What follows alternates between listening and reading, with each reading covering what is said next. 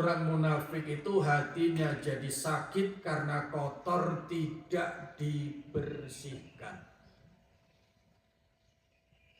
Sekaligus kemarin sudah kita bahas, kalau lantai ini kotor, supaya bisa bersih alatnya harus apa? Harus bersih. Tidak boleh menggunakan alat yang kotor. Tidak mungkin alat yang kotor itu bisa membersihkan sesuatu yang kotor. Nah, begitu. Makanya bahkan dalam fikih orang berwudu itu tidak cukup dengan air yang bersih saja. Istilahnya bukan cukup, tidak cukup dengan air yang tahir, yang suci, tetapi harus mutahhir, mampu mensucikan.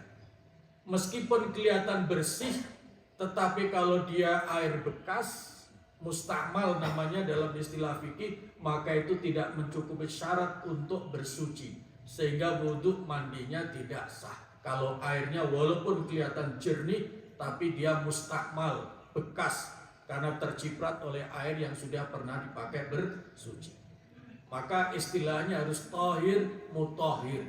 Air itu suci dan juga mampu mensucikan. Oleh karena itu, karena hati manusia itu milik Allah, maka yang mampu mensucikan hanyalah Allah Subhanahu wa Ta'ala. Oleh karena itu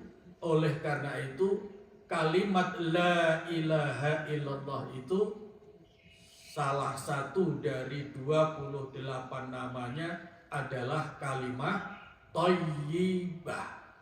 Artinya kalimat yang suci, yang bersih.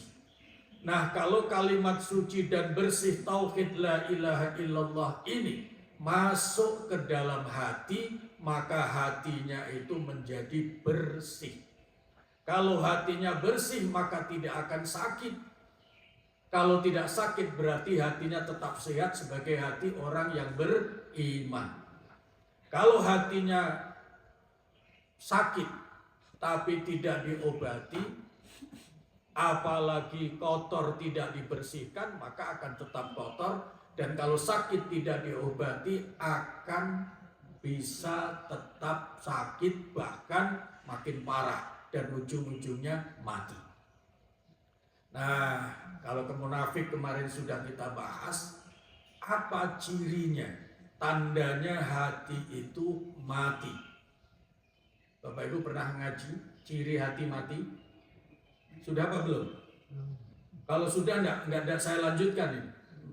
Belum ya? Nah, itu yang gampang saja. Pernah dengar kitab Al-Hikam? Kitab Al-Hikam. Al-Hikam itu karyanya Syekh Ibnu Athaillah As-Sakandari. Itu referensi rujukan tasawuf levelnya yang sudah tinggi. Jadi supaya kelihatan Bapak Ibu ngajinya level tinggi, maka saya sajikan ini. Gitu Prof ya? Iya. Nah, di dalam kitab Al-Hikam, namanya Al-Hikam itu kumpulan kata-kata hikmah, pengalaman, nasihat spiritual. Konsumennya memang kolbu, tidak semata-mata intelektual. Dalam Al-Hikam, kaidah Mutiara Al-Hikam, kalau tidak salah itu di nomor yang ke-58. Itu Syekh Ibnu Athaillah As-Sakandari memberikan kata mutiara. Itu adamul huzni ala ma fataka minal muwafaqat wa tarkun nadam ala ma fa'alta minaz zalat min alamati mautil qalbi. Itu kata-kata mutiara, atau kalau dalam bahasa agama itu kalam hikmah yang ada di Al-Hikam. Adamul huzni, tidak adanya rasa sedih. Ala ma fataka minal muwafaqat, ketika engkau terlambat, tertinggal ketaatan-ketaatan kepada Allah. Wa tarkun nadam, dan juga tidak merasa menyesal ala ma fataka minaz zallat, tidak menyesal atas keterlanjuran perbuatan dosa, min alamati mautil qalbi, itu adalah tanda hati yang mati. Bisa diresapi kira-kira? Orang yang tidak ada penyesalan, tidak ada rasa sedih. Yang pertama sedih. Tidak sedih ketika tertinggal amal-amal taat. Jadi badannya sehat, ilmunya ada, waktunya ada untuk berbuat kebaikan, tapi ternyata tidak dilakukan. Jadi tidak menyesal sama sekali, tidak merasa sedih. Ya. Wah, sedih. Bapak Ibu kalau tertinggal tahajud sedih apa enggak? Jawabannya sambil nengok sampingnya gitu. Sedih enggak sih gitu. Ya. Ya, ini yang penting kita rasakan. Jadi orang yang adamul huzni, tidak sedih ketika terlambat, tertinggal, tidak mengerjakan ketaatan kepada Allah. Nah, yang kedua, tidak menyesal atas perbuatan dosa. Itu adalah tanda hati yang mati. Nah, pertanyaannya, kalau hati mati bisa dihidupkan apa tidak? Di sini yang penting. Kalau orang sakit bisa mengobati orang sakit apa tidak? Nah, ini jarang direnungkan ini. Bisa nggak ya orang yang sakit mengobati orang yang sakit supaya sembuh? Normalnya orang yang sehat yang bisa mengobati yang sakit. Kalau orang sakit kecil kemungkinannya bisa mengobati orang yang sakit. Untuk mengobati sakitnya sendiri itu kadang-kadang juga ada kesulitan. Nah, apalagi kalau orang mati. Orang mati bisa menghidupkan orang mati apa tidak? Ya tidak mungkin lah itu ya. Orang mati menghidupkan orang mati tidak mungkin. Kalau begitu, orang yang mati yang menghidupkan harus orang yang hidup. Hati yang mati, ini rumusnya, hati yang mati maka yang bisa menghidupkan hanya yang maha hidup. Siapa yang maha hidup? Allah subhanahu wa ta'ala. Itu sebabnya kalau hatinya mati, ketika dosa terlanjur dilakukan tidak ada penyesalan. Ketika terlewat melakukan amal-amal soleh padahal memungkinkan dia tidak sedih sama sekali, itu tanda hatinya mati. Yang bisa menghidupkan hanya Allah subhanahu wa ta'ala. Itu sebabnya salah satu tujuan dari 17 poin tujuan zikir La ilaha illallah adalah menghidupkan hati yang mati. Nah, itu pentingnya di sini, menghidupkan hati yang mati. Dan itulah sebabnya di dalam Asmaul Husna salah satu asma Allah adalah Al-Hayyu, yang maha hidup. Di mana Bapak Ibu menemukan kata Al-Hayyu? Ada di mana? Ayat kursi yang paling terkenal. Allahu la ilaha illa huwal hayyul qayyum. Tolong buka Al-Qur'annya, buka. Ustaz tadi tolong dibuka Al-Qur'annya, surat ayat kursi itu surat apa? Al-Baqarah ayat berapa? Hafal. Ayat 255. Allahu la ilaha illa huwal hayyul qayyum. Coba perhatikan betul di situ. Ayat kursi ini ayat yang termasuk yang populer, walaupun sering tertinggal tidak didalami maknanya. Karena sudah terlanjur populer ya dianggap bisa, dianggap paham. Tapi kalimat yang awal itu begitu sangat-sangat penting. Allahu la ilaha illa huwal hayyul qayyum. Terjemahannya apa itu Kang? Allah tidak ada Tuhan selain Dia yang maha hidup, yang terus-menerus mengurus makhluknya. Yang maha hidup terus-menerus mengurus makhluknya. Makhluk yang mana yang diurus? Semua tanpa kecuali.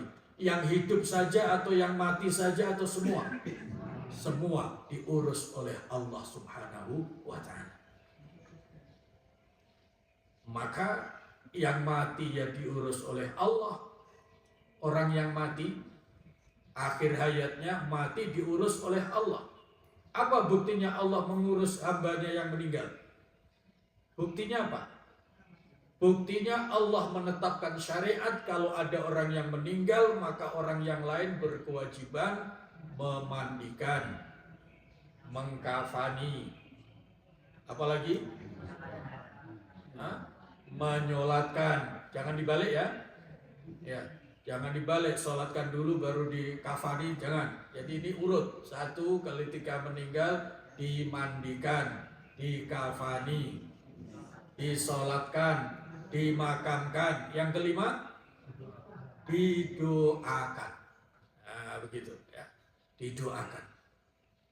Itu pertanda Allah mengurus. Buktinya apa? Allah tetapkan hukum seperti itu. Ya, tetapkan aturan. Nah, ketika masih hidup hatinya mati, maka Allah juga yang mengurus. Nah, oleh karena itu jangan sampai terjadi kasus seperti yang dijelaskan oleh Allah dalam ayat 14 surat Al-Hujurat.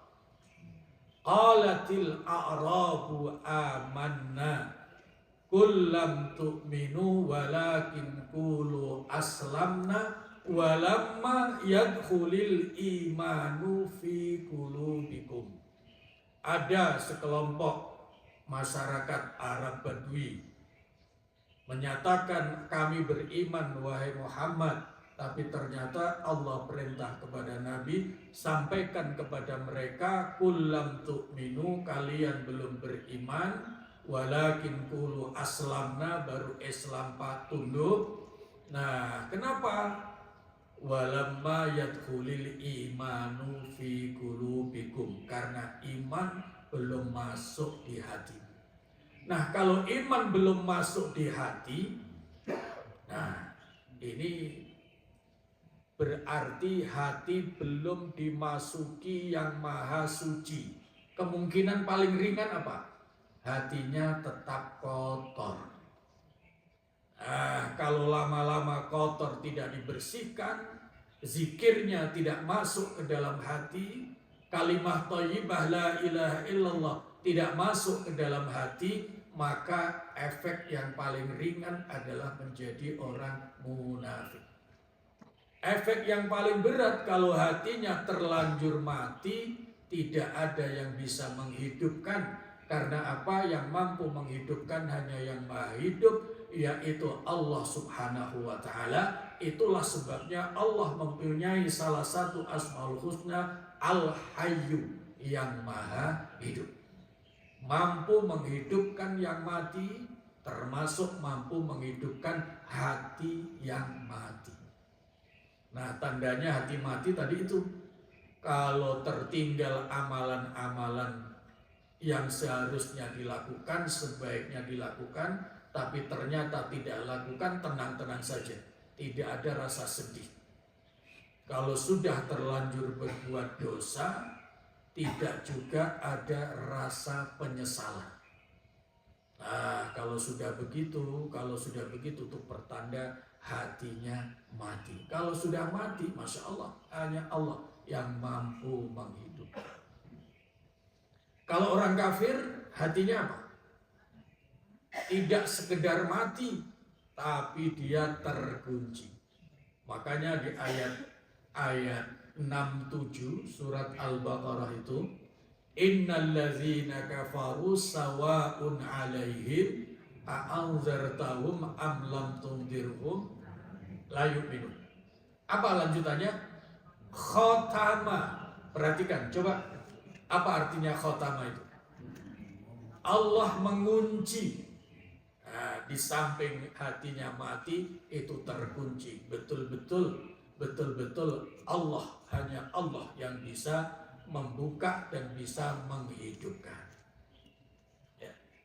Oleh karena itu, nah, kalau hatinya hidup sehat, maka kuat beramal soleh. Inilah orang-orang yang beriman. Kalau orang munafik karena sakit, nah maka tidak mampu bekerja beramal dengan baik. Kalaulah beramal dia riya. Apalagi orang kafir. Ya. Maka orang kafir itu, orang munafik sama orang kafir itu ujung-ujungnya sama. Nah, coba perhatikan sudah pernah mendalami surat At-Taubah? Surat At-Taubah ini rada jarang disentuh. Ya, rada jarang disentuh. Coba buka di surat At-Taubah. Orang munafik kalau dia tidak segera bertaubat, membersihkan kolbunya, maka itu akan bertambah dan makin kotor, makin sakit dan seterusnya. Ujungnya apa? Nah, itu di surat At-Taubah. Ketemu surat At-Taubah? Sudah? Nah, coba di beberapa ayat menjelang akhir itu, ayat 125 atau berapa tuh? Sebelah kanan. Wa ammal ladzina, ya coba dibaca ayatnya boleh sekaligus. Wa ammal ladzina fi qulubihim maradun fazadathum rijsan ila rijsihim wa matu wa hum kafirun. Jelas ya? Mudah-mudahan Bapak Ibu bisa nyimak itu karena ayat itu penting berkaitan dengan munafik tadi. Kalau tidak segera bertobat, tidak segera dibersihkan hatinya dengan tauhid la ilaha illallah, ya.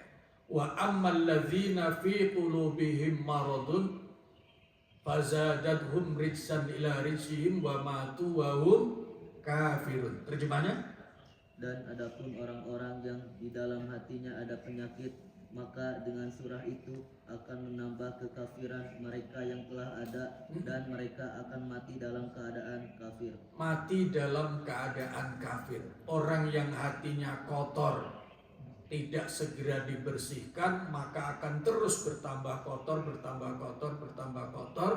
dan ujungnya apa? Mati dalam keadaan kafir. Dan itu artinya su'ul khatimah. Itu bahayanya munafik. Nah, bahayanya munafik seperti itu. Makanya kemudian penjelasan sebelumnya di ayat 140 kalau tidak salah di surat An-Nisa itu, coba lihat ayat 140 surat An-Nisa itu, innallaha jami'ul munafiqina wal kafirina fi jahannama jami'an. Di surah An-Nisa ayat 140 kalau tidak salah. Di halaman kiri paling bawah tuh.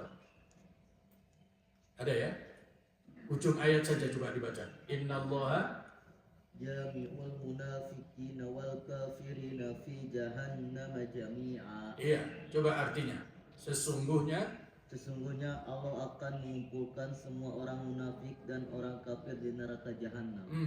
Jelas. Sesungguhnya Allah akan mengumpulkan orang kafir dan orang munafik seluruhnya di jahanam. Karena apa? Orang munafik yang tadinya tidak segera bertaubat, tidak segera membersihkan kolbunya, sampai hatinya mati dan ujungnya mati dalam keadaan kafir, maka ujungnya akan dikumpulkan sama orang yang kafir. Itu bahayanya bermunafikan. Nah, oleh karena itu bahwa orang berzikir la ilaha illallah itu dikatakan oleh Nabi sebagai zikir atau kalimah thayyibah, dan itu juga dikatakan iman tertinggi. Itu maksudnya supaya kalau zikir kalimat la ilaha illallah itu masuk ke dalam hati, hatinya orang beriman akan tetap sehat. Ya, ini tujuan yang paling penting, fungsi yang paling penting. Kalau orang beriman terus saja berzikir, itu artinya preventif, menjaga agar hatinya tetap bersih dan sehat, bahkan tambah sehat. Ini ibaratnya baju baru juga dipelihara, ditempatkan yang bersih. Kalau habis dipakai juga dicuci dengan bersih, maka akan terpelihara, tetap bersih. Yang kedua, orang zikir la ilaha illallah supaya zikir kalimat tauhidnya masuk ke dalam kolbu itu, hendaknya masuk ke dalam kolbu itu. Kalaulah hatinya kotor, maka akan menjadi bersih. Kalau hatinya bersih, tidak akan menjadi penyakit. Kalau tidak akan menjadi penyakit, berarti tidak akan menjadi orang munafik. Jadi cara membentengi diri dari kemunafikan itu adalah memperbanyak zikir la ilaha illallah. Makanya zikir la ilaha illallah itu secara khusus disebut dalam Al-Quran, fa'lam annahu la ilaha illallah. Itu yang tadi kita baca dalam sholat. Ya, kita baca dalam sholat ayat 19 surat Muhammad, fa'lam annahu la ilaha illallah. Baru setelah itu wastaghfir li dzambika. Nah, setelah la ilaha illallah maka beristighfar, minta ampun kepada Allah Subhanahu wa taala. Jadi urutannya yang utama adalah la ilaha illallah. Itu yang kedua. Supaya kenapa zikir la ilaha illallah harus berusaha masuk ke dalam kolbu, agar kalau kolbunya iman semakin kuat, semakin bersih, semakin sehat. Kalau kolbunya, hatinya kotor, biar bersih. Nah, yang ketiga, kalau hatinya mati, supaya bisa hidup kembali. Tadinya malas beribadah padahal senggang, menjadi semangat ibadah. Yang tadinya mengabaikan amalan-amalan sunnah, menjadi sangat giat melaksanakan amalan-amalan sunnah. Yang tadinya abai tidak memperbaiki sholat fardunya, menjadi semangat memperbaiki sholat fardunya. Karena perbaikan sholat fardu itu demikian penting. Demikian penting.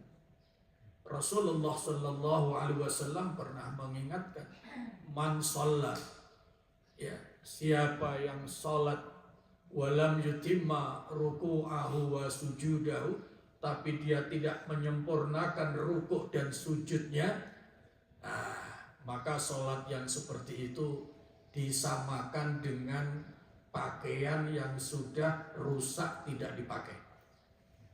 Ya. Kalau pakaian rusak tidak dipakai, kemudian diberikan kepada seseorang, kira-kira gimana? Diterima atau begitu ya. Nah, itu Nabi mengibaratkan begini, orang yang sholat tapi tidak berusaha menyempurnakan sholatnya, itu laksana pakaian sudah lusuh, kotor, usang, rusak, lalu kemudian dilemparkan oleh Allah ke muka orang yang sholat. Nih, nah, gitu.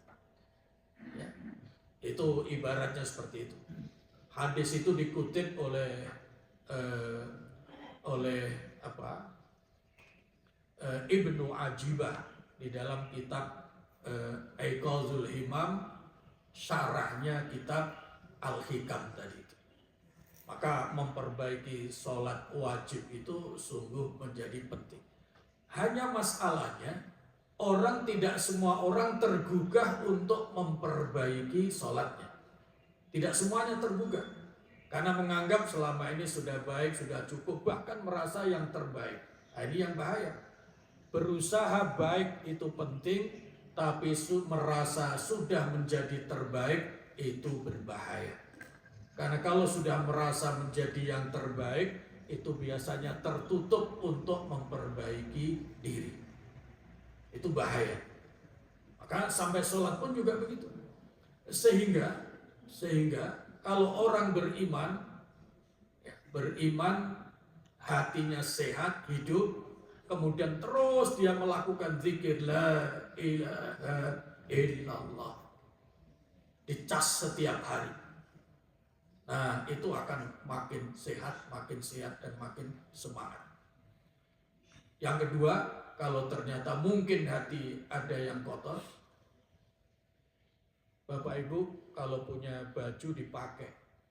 Ini pertanyaan sederhana tapi penting.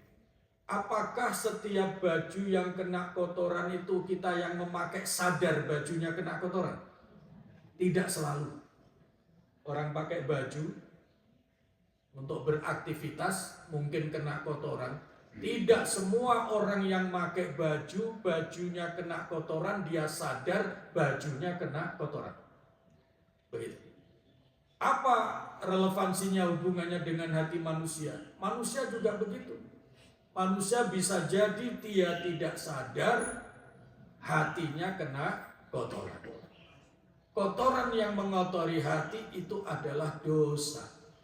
Kata Nabi, sekali waktu seseorang berbuat dosa, maka hatinya kena noktah hitam. Begitu terus. Nah, oleh karena itu pentingnya selalu zikir la ilaha illallah itu, kalaulah ada kotoran dalam hati yang kita sendiri tidak sadar, tidak tahu hatinya kena kotoran, maka akan bersih. Akan bersih. Sama dengan solokan itu. Solokan itu karena tertutup, tidak tampak kotorannya. Tapi kalau diguyur dengan air yang begitu deras, maka kotoran-kotoran itu akan mengalir keluar. Begitu juga hati manusia. Kalau manusianya sendiri tidak sadar hatinya kotor karena tidak sadar berbuat dosa, maka itu kalau dengan zikir la ilaha illallah masuk dalam kolbu, kalimat la ilaha illallah disebut kalimat thayyibah, kalimat yang suci, maka itu dengan sendirinya akan bersih hati. Nah, begitu juga kalau hati itu mati lalu kemudian disiram, diguyur dengan tauhid la ilaha illallah, maka Allah yang maha hidup akan menghidupkan hati yang mati. Akhirnya apa? Pelan-pelan ada kesadaran memperbaiki ibadah. Pelan-pelan semakin sensitif dengan perbuatan dosa. Pelan-pelan ada semangat untuk melakukan amalan-amalan sunnah. Nah, begitu. Itu rumus menjaga qalbu supaya hati tetap sehat, hidup kuat. Itulah hatinya orang beriman. Preventif, jangan sampai hati dibiarkan kotor, tidak dibersihkan, takut menjadi penyakit hati namanya munafik. Dan yang ketiga, kalaulah hati itu sudah ada yang terlanjur mati, maka itu bisa hidup kembali dengan tauhid la ilaha illallah. Ada pertanyaan sampai sini? Prof, silakan.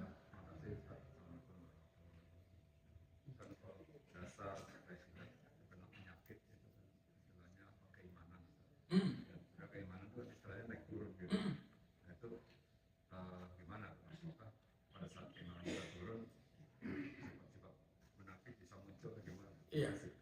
Ini pertanyaan bagus. Coba bro ya. Baik, ini pertanyaan bagus. Kalau badan kita tetap sehat, perlu nggak preventif supaya tetap sehat? Minum apa Pak Rudi? Ya, kata Pak Rudi supaya tetap fit perlu mengkonsumsi apa? Enervonse katanya gitu.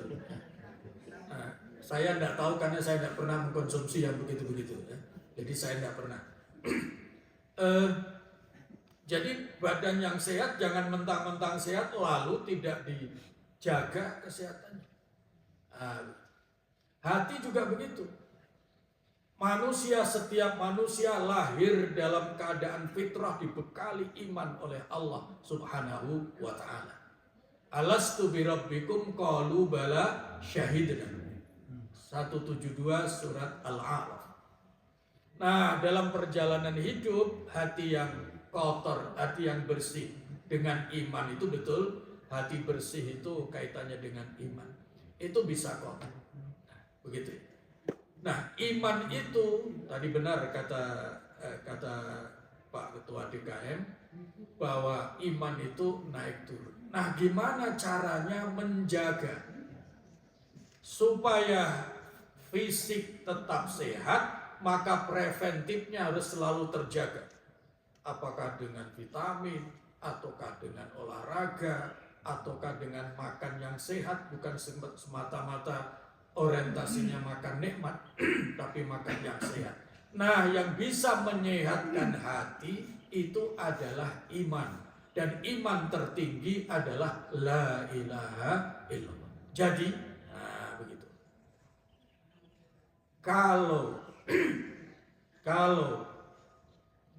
iman itu naik turun sehingga perilaku manusia juga fluktuatif, maka supaya imannya stabil harus apa? Selalu diisi. Selalu diisi. Isinya apa? La ilaha illallah. Oleh karena itu, bagi yang sudah paham ini dan sudah mengamalkan, alhamdulillah silakan teruskan. Tapi kalau yang belum, mohon untuk bisa dimulai. Kalau zikir la ilaha illallah, jangan semata-mata berorientasi ibadah mendapatkan pahala. Itu jelas. Tetapi niatkanlah, sertai niat untuk memasukkan iman ke dalam hati. Agar apa? Agar imannya stabil. Kalau imannya stabil, maka perilakunya juga stabil. Nah, kenapa iman itu tidak stabil, naik turun? Kenapa kira-kira? Ini pertanyaan lanjutan, bro. Kenapa iman itu naik turun? Karena iman itu rumahnya adalah qalbu. Rumahnya iman itu adalah hati. Hati itu dalam bahasa Al-Quran, dalam bahasa agama disebut qalbun. Qalbun, qalaba itu bolak-balik. Sehingga Nabi mengatakan, wa ma summiyal qalbu illa litaqallubihi. Hati manusia, qalbu itu disebut qalbu yang artinya bolak-balik karena hati itu memang didesain oleh Allah ya potensinya bolak-balik begitu, tidak stabil. Nah, untuk menstabilkannya, nah begitu. Ibarat satu termos atau satu galon begitu. Kalau isinya hanya setengah, kira-kira goyang enggak itu?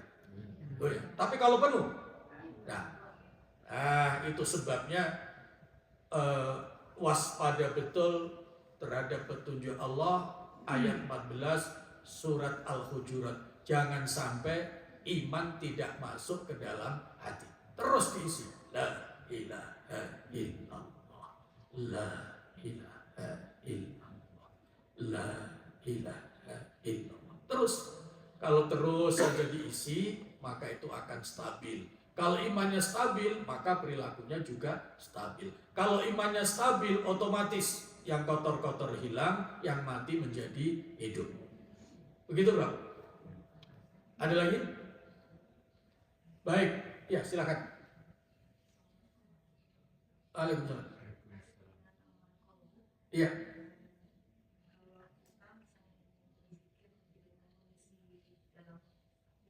Hmm.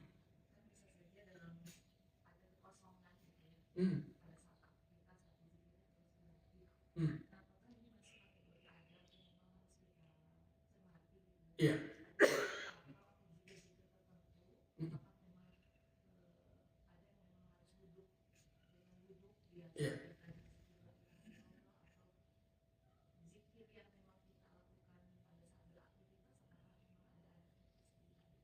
Iya.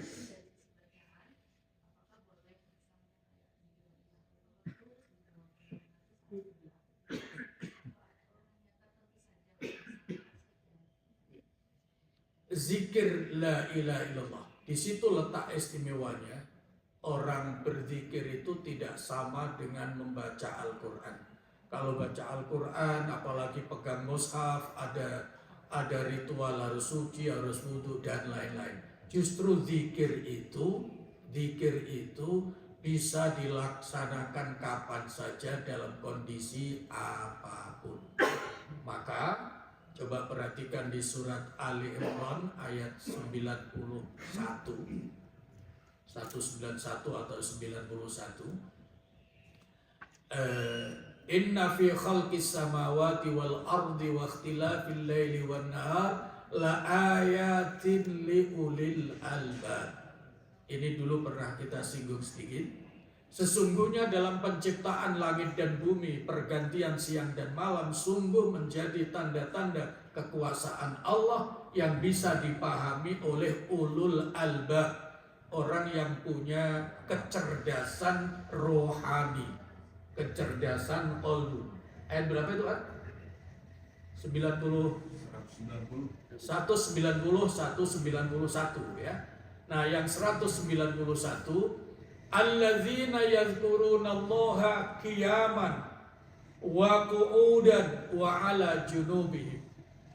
Orang yang punya kesehatan rohani, kesehatan kolbu, kecerdasan rohani, kecerdasan spiritual itu siapa?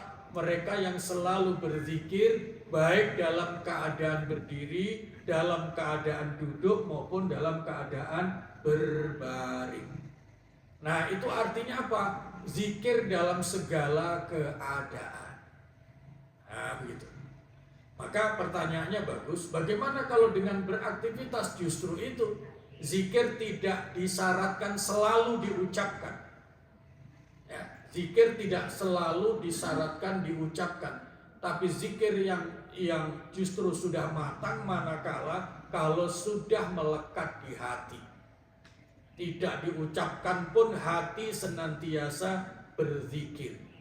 Itu sebabnya rahasianya kenapa Allah itu menamakan dirinya dengan kalimat yang mudah disebut Allah. Allah. Ya, itu paling mudah disebut. Dan ini juga di dalam sholat. Dalam sholat juga begitu. Coba dalam sholat, ketika Bapak Ibu sudah tidak membaca bacaan sholat, sementara imam membaca surat mungkin rada panjang, Fatihah Bapak Ibu sudah rampung, ketika menunggu apa yang dibaca? Wah, itu kalau tidak diisi zikir, rekreasi kemana-mana itu. Ya, itu kalau nggak zikir, rekreasi kemana-mana. Justru itulah makanya dalam sholat tetap harus dalam berzikir. Maka supaya sholatnya, hati pikirannya tidak rekreasi kemana-mana, sementara imam bacaannya rada panjang, dan juga supaya tidak ngedumel dalam hati. Nah, sertai keluar masuknya nafas itu dengan zikir Allah. Tidak usah diucapkan, zikirnya dalam hati. Kalau bisa begitu, insya Allah tidak mudah rekreasi dalam sholat. Mari kita menyimak, Ustaz. Ya, menyimak bacaan iya, tapi hatinya akan lebih sempurna kalau hatinya juga tetap berzikir. Buat kegiatan. Iya, itu. Makanya yang paling, coba Bapak Ibu rasakan hanya mendengar saja. Ya, Mendengar. Apa yang mengganggu kira-kira mendengar? Nah, pikiran kemana-mana. Mendengar memang. Buktinya Pak Rudi ketika mendengarkan musik juga bisa sambil main HP. Ya gitu ya. Maka orang sholat mendengar bacaan imam, bisa hatinya, pikirannya rekreasi kemana-mana. Untuk menghindari itu maka diisi dengan zikir. Nah, salah satu caranya tadi, keluar masuknya nafas sertai dengan zikir, tapi dalam hati, tidak boleh diucapkan. Kalau diucapkan itu nanti membatalkan sholat, karena walaupun zikir itu bukan bacaan formal sholat. Atau ini, Ustaz. Ya. Barangkali bagi yang tidak hafal surat itu mungkin sambil mengucapkan Allah. Iya. Tapi kalau kita hafal surat itu mungkin kita. Oh iya jelas. Kalau dia hafal bisa mengikuti dalam hati. Tapi kalau hafal tidak, kemudian paham maknanya juga enggak. Nah, itu dia, ya. Makanya cara untuk menghilangkan kemungkinan kemana-mana itu maka diisi dengan zikir. Qiyaman wa qu'udan wa ala junubi. Begitu, Bu? Bisa dipahami ya? Baik. Ada lagi? Baik, itu pengajian kita pada pagi hari ini. Mudah-mudahan bisa dipahami dengan baik dan bisa kita amalkan sehingga amalia kita makin lama makin baik, makin berkualitas atas dasar ilmu yang senantiasa kita tambah setiap saat. Jika ada yang ragu diendapkan, nanti pada saatnya ditanyakan. Karena ngaji tidak boleh dalam keraguan. Kalau ngaji ragu itu bukan tambah baik, tapi malah menimbulkan kerisauan dalam hati. Makanya kalau ragu sebaiknya ditanyakan. Nanti kalau saya bisa jawab, saya jawab. Kalau tidak bisa jawab, nanti kita cari bersama jawabannya. Nah, materi-materi yang saya sampaikan semuanya bisa dicek dalam ayat-ayat Al-Quran. Itulah sebabnya kalau saya ngaji selalu saya minta buka Al-Quran, baca dan baca. Karena rujukan materi, rujukan ilmu keagamaan yang utama adalah Al-Quran. Bismillahirrahmanirrahim. Kita baca bersama doa anti kemunafikan.